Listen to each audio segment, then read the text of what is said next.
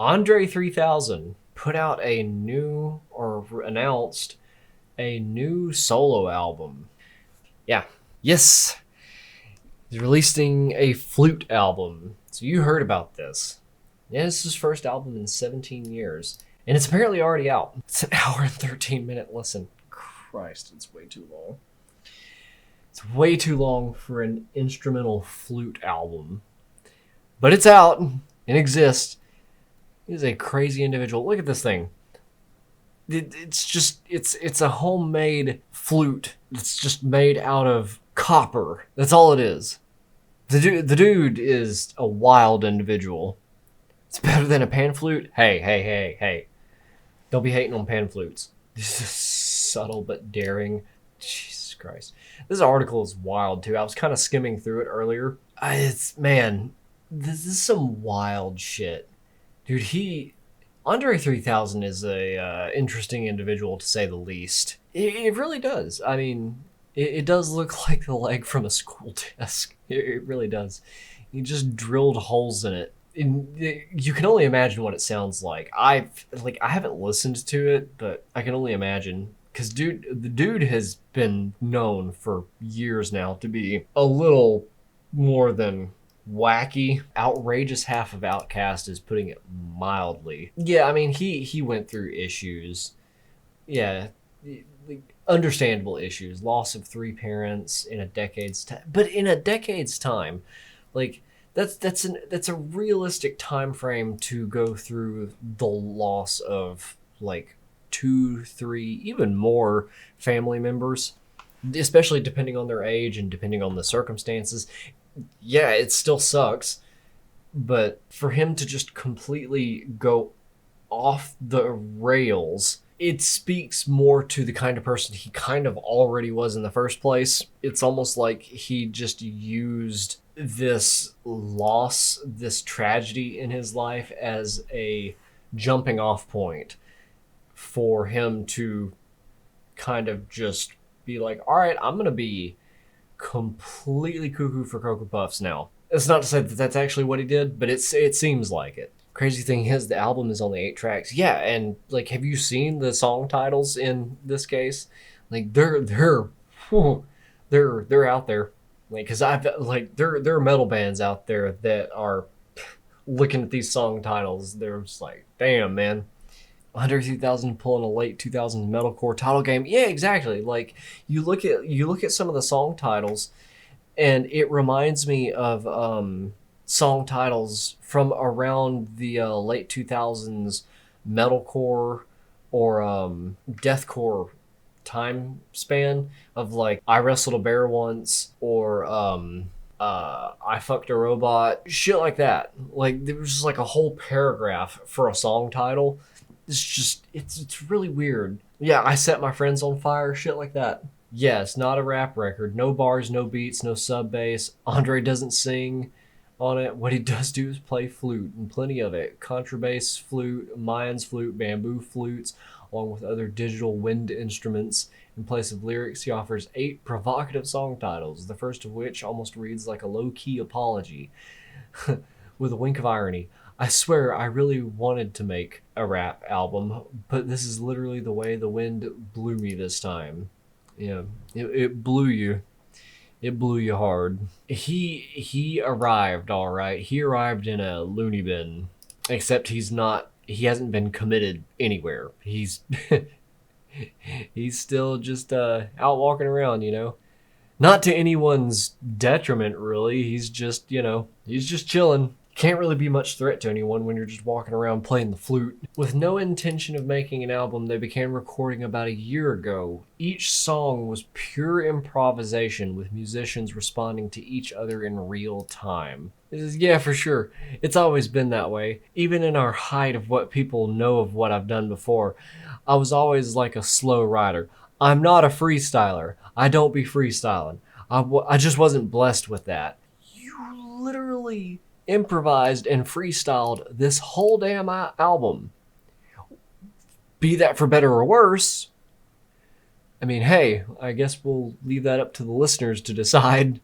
Yeah, I mean, I guess that part emphasizes it more than anything. But hey, I feel bad for Big Boi. I do. Oh yeah, Tyler the Creator was involved with this. Frank Ocean too. Oh my god. Yeah, so we're sitting there and Frank Ocean just happened to drop by. So it's us three sitting there listening to these three songs, and I just kind of wanted to get an opinion.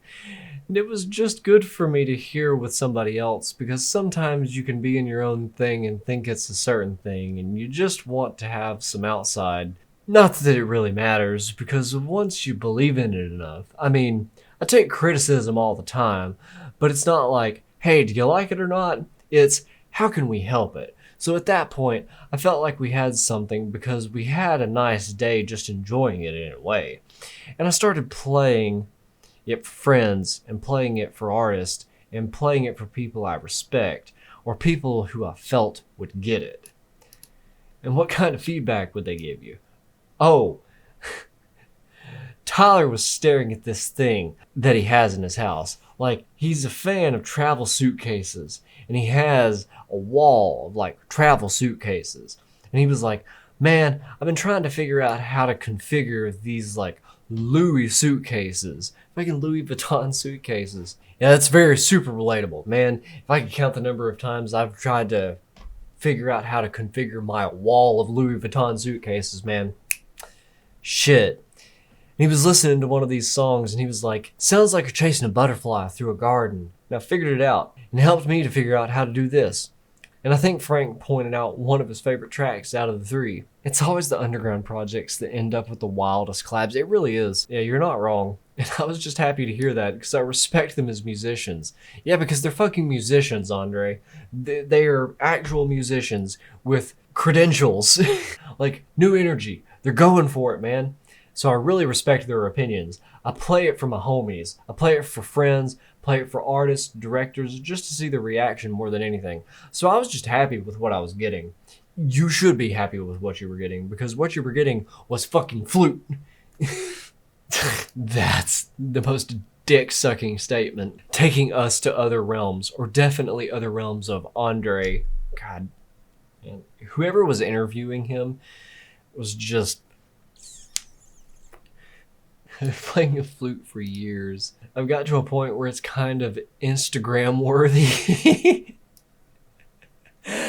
Oh man. Not album worthy, Instagram worthy. And that's what matters. Where people were kind of sneaking and filming me play. Oh man. That's when you know you've hit it big. Oh my god. Mind you, this is the same dude who was in Outkast. In space, in the public, I might be at Starbucks getting a coffee.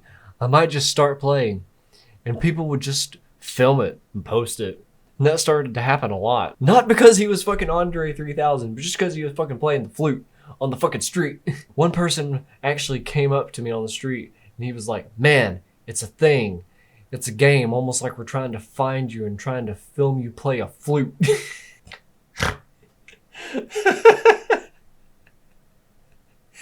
No, the fans are never good interviewers. Most news outlets are never good interviewers, period. Particularly if they're fans. That just doubles it. And that was kind of sucky because it was like a Where's Waldo kind of thing. Man, do not drag my name into this. How dare you, you son of a bitch. So I just felt like I'd really like to play, but it was really for me. I would just walk for hours, and I'm a walker. I love to walk. So I would just walk and play for hours. I did that for years, and it got to a point where, okay, I want to share. And so going into New Blue Sun, it was kind of like trying to figure out, well, how do I share it? You know, these things called social media. And also, you're Andre 3000. You have these other things called connections in the music industry. And I had all these ideas and all these influences of how I wanted it to sound. And I think moving to Venice definitely, God, Venice, fuck.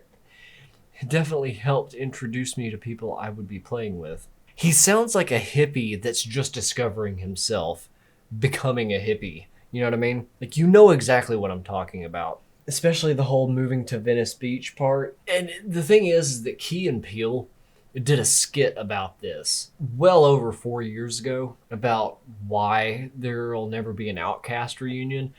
But the irony, of course, being that it's way more relevant now, especially now that he just announced and released this Flute album, more now than ever. It's freaky how relevant that skit is. Look at this, look at the track list. The slang word pussy rolls off the tongue with far better ease than the proper word vagina.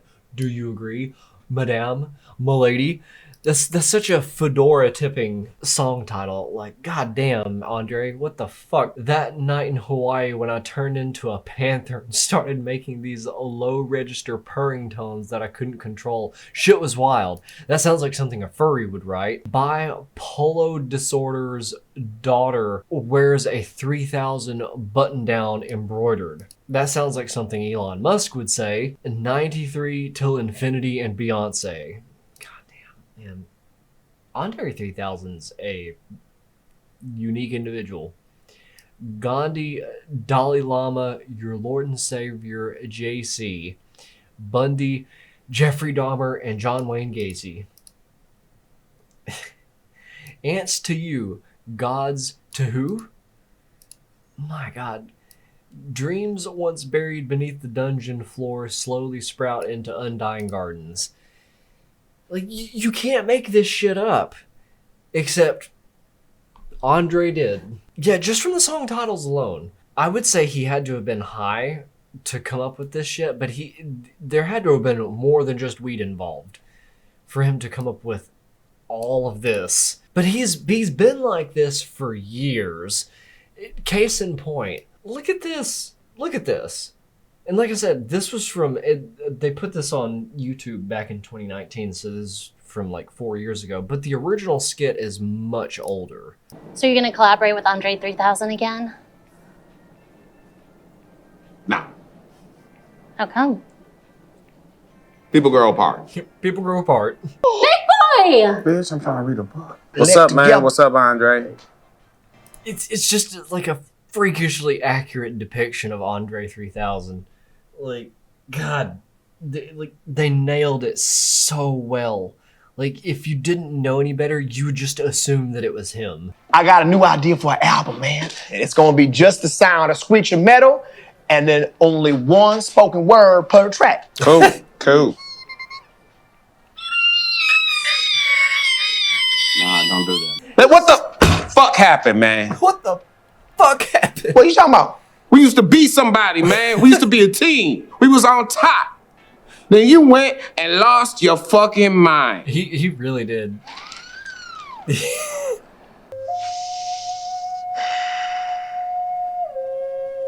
Yeah, he's always been fucking loony. Eros, Artemis, and Apollo. I mean, not always, but for years and years and years, he's been like that, basically. It's just fucking hell, man. And the funny part is, I don't know if you noticed, there in the background, right near the end of that little skit, you could hear a flute.